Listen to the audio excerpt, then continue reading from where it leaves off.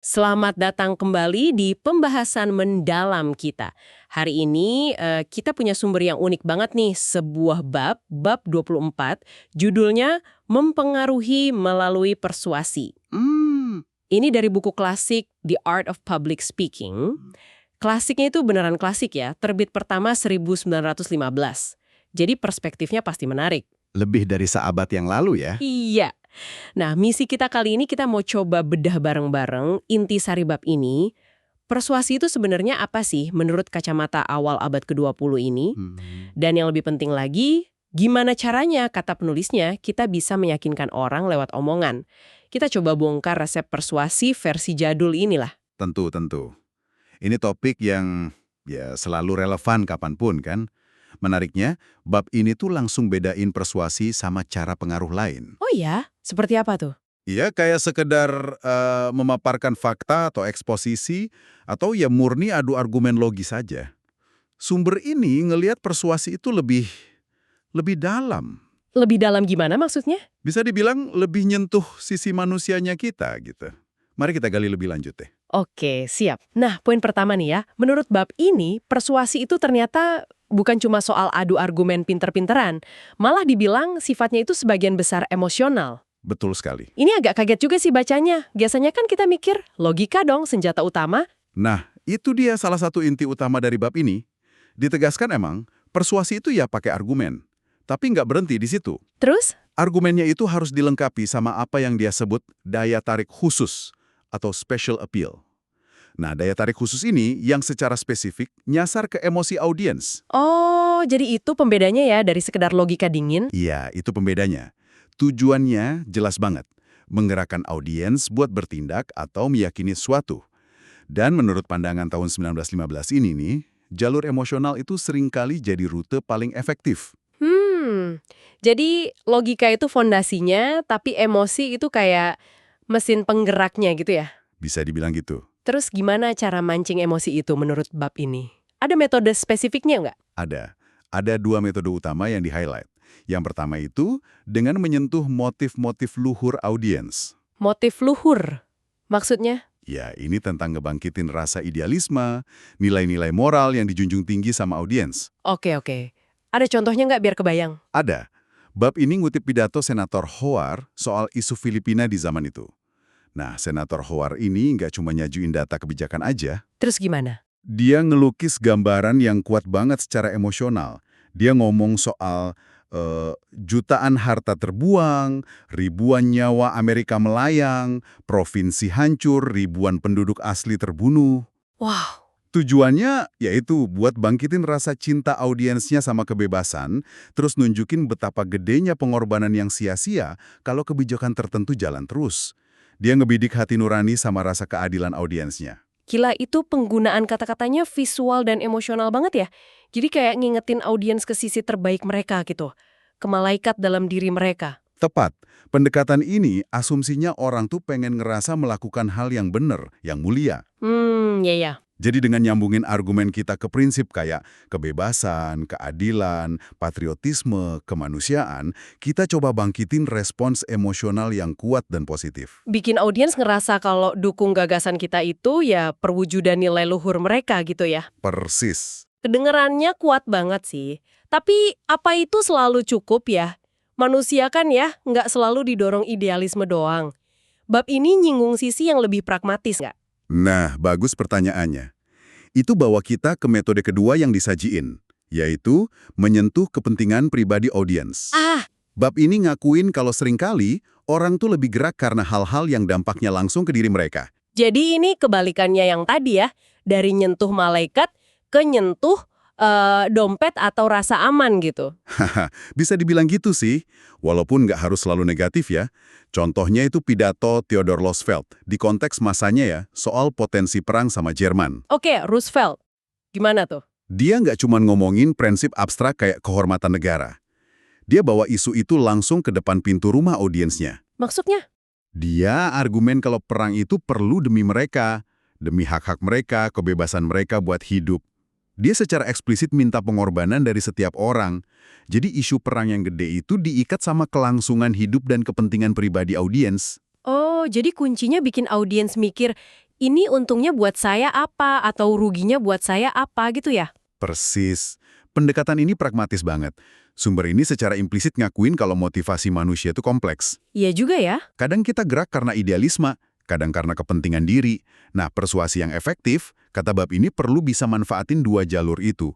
Kuncinya, ya tunjukin relevansi langsung antara pesan kita sama kehidupan, keamanan, kesejahteraan, atau bahkan aspirasi pribadi audiens. Bukan berarti manipulasi ketakutan gitu ya, tapi lebih ke mengakui kalau apa yang penting buat saya itu motivator kuat. Betul, mengakui aja, itu udah kuat.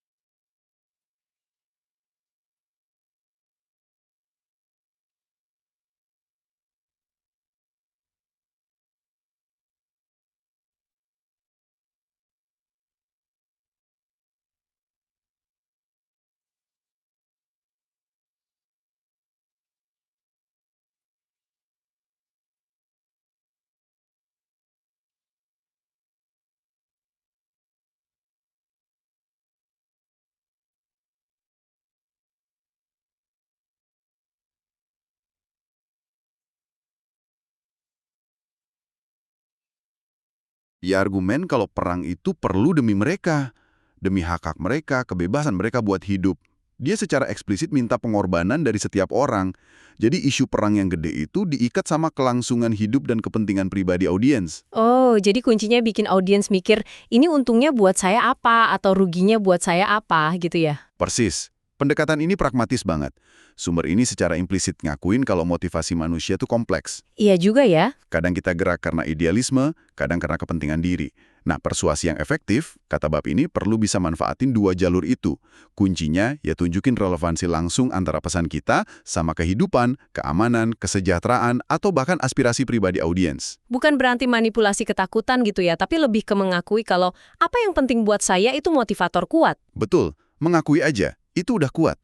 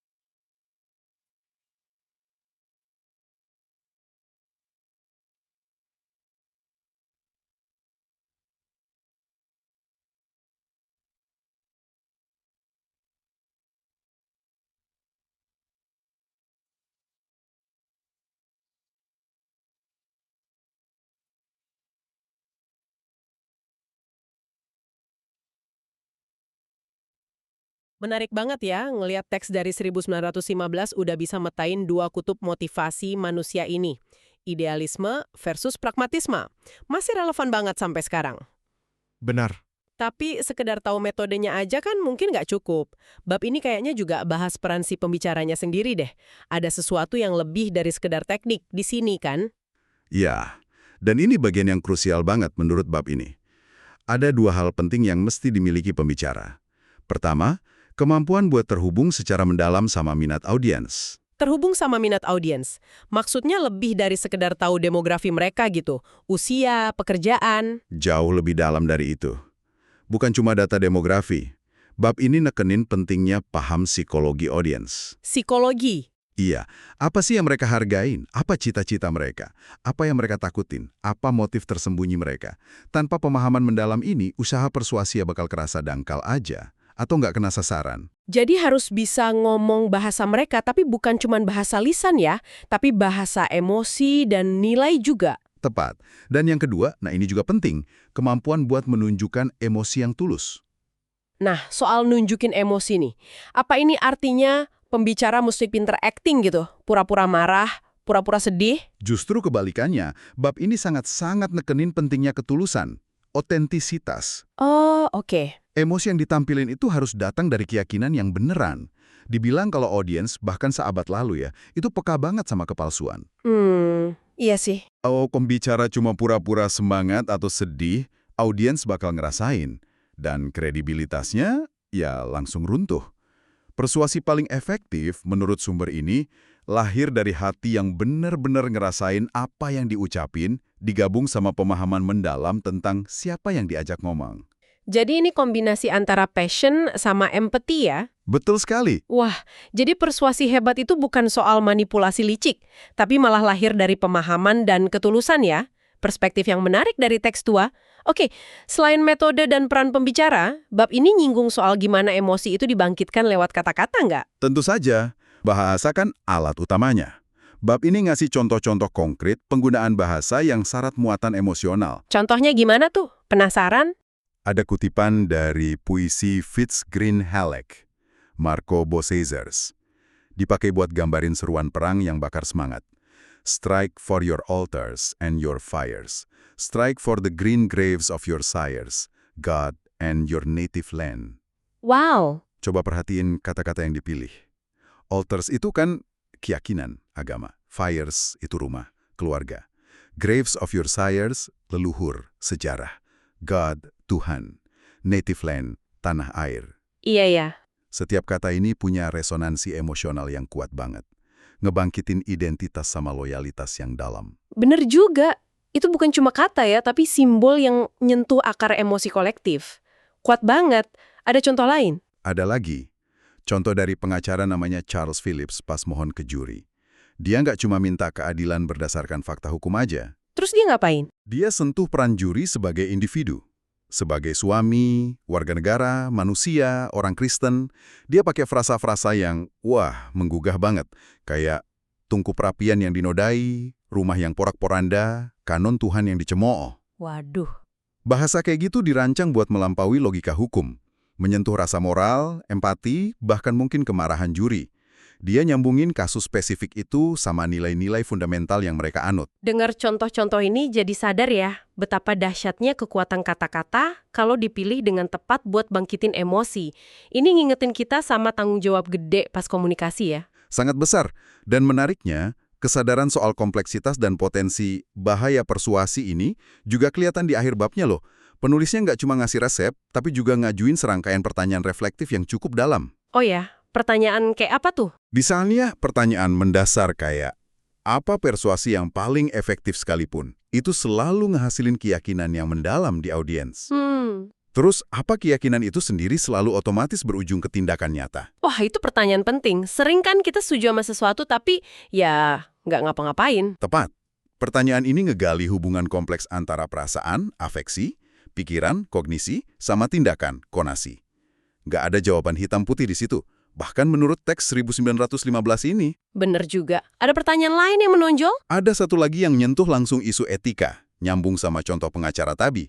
Pertanyaannya, adil nggak sih buat seorang pengacara sengaja mainin emosi juri Demi menangin kasus, mungkin sampai ngaburin fakta. Nah itu dia, dilema etisnya kelihatan banget ya. Pertanyaan ini secara langsung nunjukin dilema etis yang emang nempel di penggunaan persuasi emosional. Ini nunjukin kalau 100 tahun lebih yang lalu aja udah ada kesadaran ya. Kalau kemampuan persuasi ini kayak pedang bermata dua. Kekuatan besar, tanggung jawabnya juga besar. Benar sekali. Pertanyaan-pertanyaan reflektif di akhir bab ini nunjukin kalau penulisnya paham persuasi itu bukan sekedar kumpulan teknik retorika, tapi proses psikologis dan etis yang kompleks. Bukan cuma soal gimana cara menang, tapi juga apa dampak kemenangan itu ke keyakinan dan tindakan orang lain. Persis.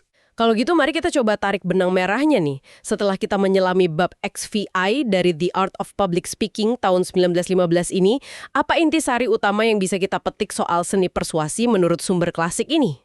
Intisarinya, menurut saya adalah bahwa persuasi dalam pandangan teks ini ya, itu seni yang secara fundamental digerakin sama emosi. Oke, emosi jadi kunci. Iya, logika sama argumen punya tempatnya, tapi fungsinya lebih sebagai pendukung, bukan motor utama penggerak tindakan atau keyakinan. Persuasi yang efektif itu butuh kemampuan buat nyentuh hati audiens. Dan cara nyentuh hatinya gimana tadi? Lewat dua jalur utama itu, bangkitin motif luhur dan idealisme mereka, atau sentuh kepentingan pribadi dan pragmatisme mereka. Kuncinya ya, pahami audiens secara mendalam, psikologi mereka, nilai mereka, terus bangun koneksi. Paham. Selain itu, pembicaranya sendiri mesti menunjukin emosi yang otentik, yang lahir dari keyakinan tulus. Terakhir, semua ini dibungkus pakai bahasa yang kuat, visual, dan syarat muatan emosional. Jadi resepnya, pahami audiens, hubungkan pesan ke nilai atau kepentingan mereka, sampaikan dengan emosi tulus, dan pakai bahasa yang menggugah. Kombinasi logika, emosi, sama etos, ya, kredibilitas pembicara. Cukup komprehensif juga ya buat teks dari 1915. Memang, dan banyak dari prinsip ini yang masih kerasa relevan loh, meskipun mungkin aplikasi dan nuansanya beda ya di era komunikasi modern kita sekarang. Iya sih. Dan ini bawa kita ke sebuah pemikiran penutup nih buat Anda renungkan. Silakan. Mengingat betapa kuatnya penekanan pada daya tarik emosional dalam persuasi, kayak yang digambarin buku ini, dan kita tahulah emosi itu masih megang peran sentral banget dalam keputusan kita hari ini. Pertanyaan penting yang muncul adalah, gimana kita, ya, baik sebagai orang yang coba meyakinkan orang lain, maupun sebagai audiens yang terus-menerus dihujani berbagai pesan persuasif.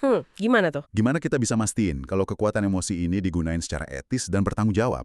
Gimana kita bisa navigasi lautan persuasi ini buat bangun pemahaman yang lebih baik, bukan sekedar buat manipulasi atau ya dimanipulasi? Itu pertanyaan reflektif yang dalam dan relevan banget ya. Nyambung sama yang disinggung di akhir bab tadi. Gimana kita pakai dan merespons kekuatan persuasi emosional ini dengan bijak di dunia yang penuh upaya mempengaruhi kayak sekarang. Betul. Pertanyaan bagus buat kita bawa pulang dan pikirkan. Terima kasih banyak sudah menyimak pembahasan mendalam kita kali ini mengupas sebuah perspektif klasik tentang seni persuasi. Sampai jumpa di eksplorasi kita berikutnya.